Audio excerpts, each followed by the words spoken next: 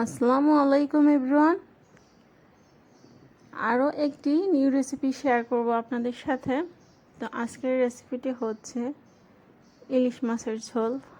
তো শুনে হয়তো সবাই হাসছেন যে ইলিশ মাছের ঝোল তো কম বেশি সবাই রান্না করতে পারে। হ্যাঁ, সবাই রান্না করতে পারে, এটা ঠিক কথা, কিন্তু এক একজনের রান্না কিন্তু এক এক রকম, আর রান্না ভেদে কিন্তু টেস্টটাও কিন্তু ভিন্ন আসে, যতই একই জিনিস হোক না কেন। তো আমি যেভাবে রান্না করছি আজকে সেটা আপনাদের সাথে শেয়ার করছি। তো ফার্স্টেই হচ্ছে ইলিশ মাছটাকে হালকা করে একটু ভেজে নিচ্ছি। এটা হচ্ছে মাঝারো সাইজের ইলিশগুলা। তো এপাশ ওপাশ করে দুই পাশ হালকাভাবে একটু ভেজে নিচ্ছি। ভেজে না নিয়েও অনেকে চাইলে রান্না করতে পারেন, কষায়ও রান্না করা যায় ইলিশ মাছটা। তো এখন আলুগুলাকে আমি একটু ভেজে নিচ্ছি। আমি এখানে মিডিয়াম সাইজের ছোট ছোট দুইটা আলু ব্যবহার করছি। তো আলুগুলো একটু লবণ আর হলুদ দিয়ে ভেজে নিচ্ছি ভালোভাবে। খুব বেশি কড়া করে ভাজবো না, জাস্ট হচ্ছে মিডিয়ামভাবেই ভাজবো। বেশি ভাজলে কিন্তু ফ্রাই হয়ে মানে একেবারে ডিপ ফ্রাই হয়ে যাবে। এই তো আমার আলুগুলা কিন্তু ভাজা হয়ে গেছে। এভাবে আলুটা ভেজে রান্না করলে না মানে ঝোলের টেস্টটা কিন্তু অনেক গুণে বেড়ে যায়, বেশ ভালো লাগে খেতে।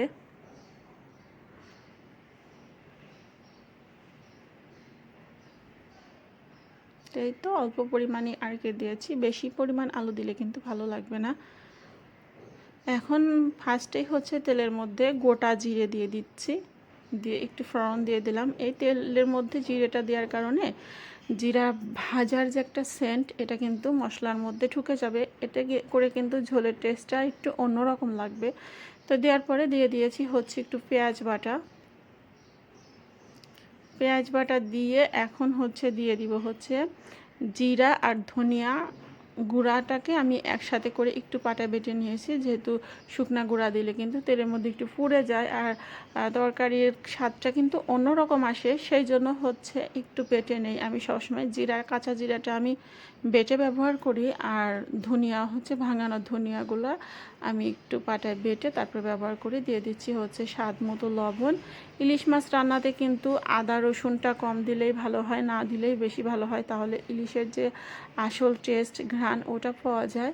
দেখা যাচ্ছে মুড়ি ঘন্টর ক্ষেত্রে একটু আদা রসুন ব্যবহার করা যায়, যেহেতু ডাউল থাকে। তাছাড়া শুধু ইলিশ মাছ রান্নার ক্ষেত্রে আদা রসুনটা অ্যাভয়েড করাই ভালো, তাহলে ঘ্রাণটা ভালো লাগে।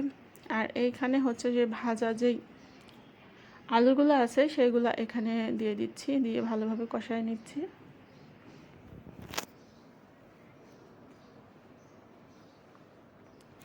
এখন দিয়ে দিচ্ছি হচ্ছে পরিমাণ মতো পানি, দিয়ে সামান্য একটু কষায় নিব। যেহেতু ভাজা আলু বেশি একটা কিন্তু সেদ্ধ হইতে সময় লাগবে না, এই জন্য পানির পরিমাণটা একটু বুঝে দিতে হবে, খুব বেশি পানি দেওয়া যাবে না।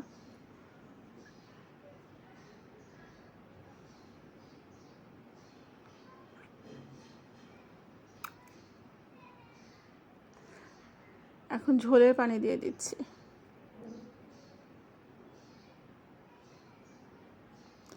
এখন মাছগুলাকে দিয়ে দিব।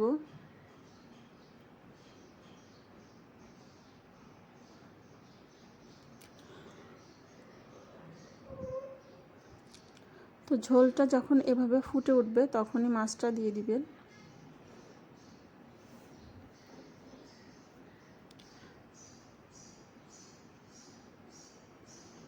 তো এখন অনেকটাই টেনে আসছে, আর কিছুক্ষণ ঝোলটা টেনে গেলেই নামিয়ে ফেলবো। তো আমার ঝোল রান্না অলমোস্ট রেডি হয়ে গেছে। এই যে এরকম এরকম একটি মানে ইলিশ মাছের ঝোল দিয়ে কিন্তু 1 প্লেট ভাত নিমিশেই শেষ করা যায়। তো সবাই ভালো থাকবেন, সুস্থ থাকবেন। আল্লাহ হাফেজ।